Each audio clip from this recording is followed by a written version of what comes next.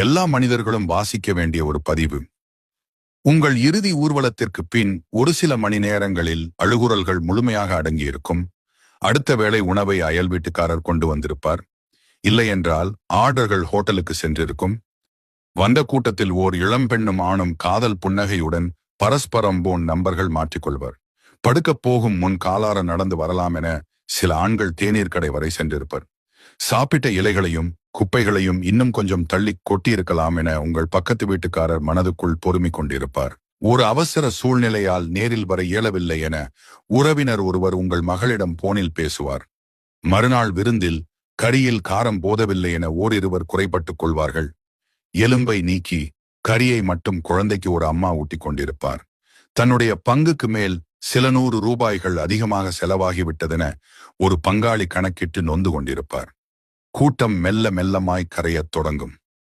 அடுத்து வரும் நாட்களில் நீங்கள் இறந்ததே தெரியாமல் உங்கள் தொலைபேசிக்கு சில அழைப்புகள் வரக்கூடும். உங்கள் அலுவலகம் உங்கள் இடத்துக்கு வேறொருவரை அவசரமாக தேடத் துவங்கியிருக்கும்.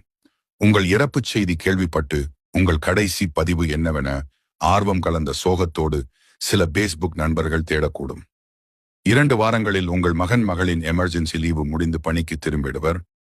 அடுத்து வரும் மாதங்களில் உங்கள் நெருங்கிய உறவுகள் மீண்டும் சினிமாவுக்கும் பீச்சுக்கும் சகஜமாய் செல்ல துவங்கியிருப்பர்.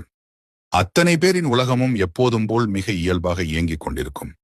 ஒரு பெரிய ஆலமரத்தின் இலை ஒன்று வாடி உதிர்ந்ததற்கும் நீங்கள் வாழ்ந்து மறைந்ததற்கும் எள்ளளவும் வித்தியாசம் இல்லாதது போல அத்தனையுமே சுலபமாய் வேகமாய் எந்த சலனமுமின்றி நடக்கும்.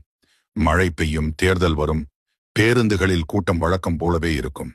ஒரு நடிகைக்கு திருமணமாகும், திருவிழா வரும், உலகக்கோப்பை கிரிக்கெட் திட்டமிட்டபடி நடக்கும், வண்ண வண்ணமாய் பூக்கள் பூக்கும், உங்கள் செல்லப்பூனை அடுத்த குட்டி ஈனும். நீங்களே வியக்கும் வேகத்தில் இந்த உலகத்தால் நீங்கள் மறக்கப்படுவீர்கள். இதற்கிடையில் உங்கள் முதல்வரோட திதி கொடுத்தல் மட்டும் மிகச்சிரத்தையாக நடக்கும். கண்மூடி திறக்கும் நொடியில் வருடங்கள் பல ஒடியிருக்கும். உங்களை பற்றி பேச யாருக்கும் எதுவுமே இருக்காது.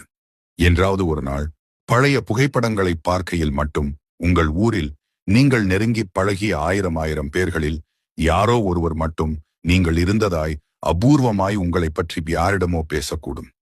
மறுபிறவி உண்மை என்றால் மட்டும் நீங்கள் வேறெங்கேயோ வேறு எவராகவோ வாழ்ந்து கொண்டிருக்கக்கூடும். மற்றபடி நீங்கள் எதுவுமே இல்லாமல் ஆகி பேரிருளில் மூழ்கி பல 10 ஆண்டுகள் ஆகியிருக்கும். இப்போது சொல்லுங்கள், உங்களை இத்தனை சீக்கிரம் மறக்க காத்திருக்கும் மனிதர்களில் யாரை திருப்திப்படுத்த இன்று இப்பொழுது இவ்வளவு பதற்றமாய் ஓடிக்கொண்டிருக்கிறீர்கள்? உங்கள் வாழ்க்கை யாரையும் நீங்கள் திருப்திப்படுத்த தேவையில்லை. யாரும் உங்களை திருப்திப்படுத்தப் போவதும் இல்லை.